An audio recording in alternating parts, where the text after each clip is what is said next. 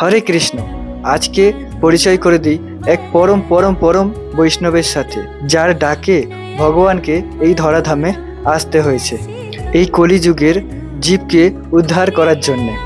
আজ শ্রী শ্রী অদ্বৈত প্রভুর আবির্ভাব দিবস, যিনি মহাবিষ্ণু আর সদাশিবের মিলিত স্বরূপের অবতার।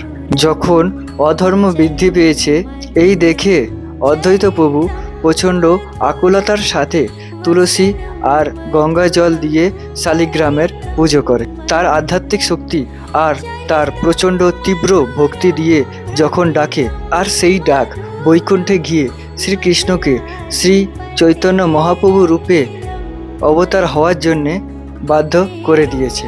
এইটা শ্রী অদ্বৈত প্রভুর তীব্র ভক্তির এক অদ্ভুত প্রমাণ। মহাপ্রভু শ্রী চৈতন্যদেবের পার্ষদের মধ্যে প্রধান পার্ষদ ছিলেন শ্রী অদ্বৈত প্রভু।